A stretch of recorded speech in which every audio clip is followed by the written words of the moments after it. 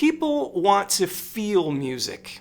They want to know that you're enjoying it, that it's coming from your heart and from your soul. What's up, music lovers? Good to see you. Today we're going to be discussing how to learn guitar, or any instrument really, in 3 easy steps. Woohoo! So, I am a full-time musician. I'm a singer-songwriter, and I have 9 albums here on YouTube. If you're new to the channel, please check out my music and say hello and subscribe to the channel if you like what you hear.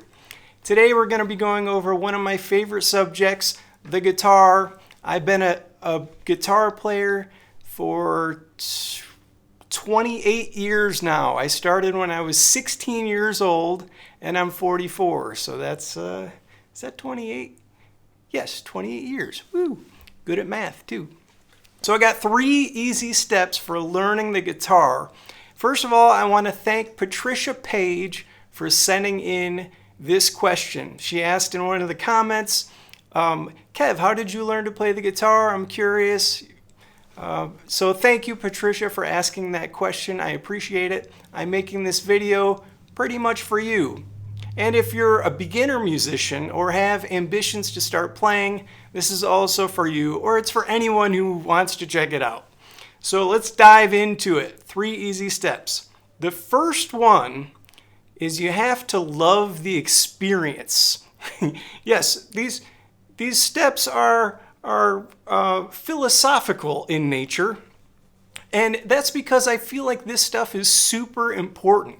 You have to love learning an instrument and feel like it's your creative outlet to express some kind of artistic voice that you have inside of you dying to get out. So inside of you there's that artist that wants to express itself and stake a claim in the world and put something out into the world that is unique and has an impact on people and is of value. So if you're starting from that motivation, then you're on the right track. So step 1 is love the process. The other thing is this. Let me ask you a question. Can you think of any guitar player that you know that doesn't love doing it? Because that's really important. Most guitar players or any kind of instrumentalist or a singer or a musician of any kind loves what they do. And even if they're not a full-time working professional musician, or they're not doing gigs and they're not out on the scene, they might be a recording musician, or they might be a hobbyist, or they might spend 1 hour a week on their guitar just chilling, playing their favorite songs and relaxing. All of that is great. And most of those people still love the guitar. So even if you just spend an hour a week on it, it can still be that beautiful outlet. If you're starting the guitar for other reasons, you want to be cool, or you want to get girls, or you you want to somehow raise your esteem, you'll probably quit because it's hard work. I mean, learning any instrument you have to really, like I said, you have to love the process. You have to dive in and all of a sudden be in this fantasy land of wavelengths and frequencies and chords and scales and modes and so learning the basic theory in that loving process is important, but not as important as loving doing it. When I sit down and play my guitar, it's let's go to Fantasyland time. It's my way of healing. It's my moments of peace. It really is music therapy for me. And I hope music therapy for you if you're a diehard original music listener. So step 1 is love the process, or enjoy the process, or however you want to put it. Step 2 is time. So to get good at anything, you have to spend a lot of time doing it. And knowing that going in to any instrument, especially the guitar, is important. This is going to take you hours and hours of repetition.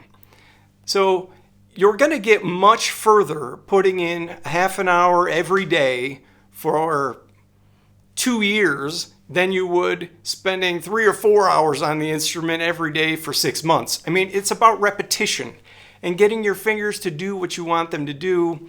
And outside of just getting the mechanics, you do have to educate yourself. So the time of learning to do it is super important. And it can involve researching songs on YouTube, looking up guitar tablatures. It can be formal education, like taking music courses online or in college or high school. All those things are great. Not all those things are absolutely necessary in order to play the guitar. I'm definitely, like in high school, I was in the marching band. So I'm kind of a marching band, a band geek. I played the trumpet and I wasn't very good at it. But after school, I was playing my guitar. So I started at 16 years old and I was playing my guitar for 2 hours every day after school. Like for 2 years in high school and then all 4 years of college, I was just playing my instrument nonstop. I was completely obsessed. Like I knew that it was my outlet into this magical universe of creativity and expression and colors. And to me, it was just a beautiful outlet. And it still is to this day, all these years later. Right? So putting in the time is super important. You kind of got to commit, and really go for it. Otherwise, you'll plateau and then just end up quitting if you don't progress. So, and the time is also directly related to that process of plateauing and growing.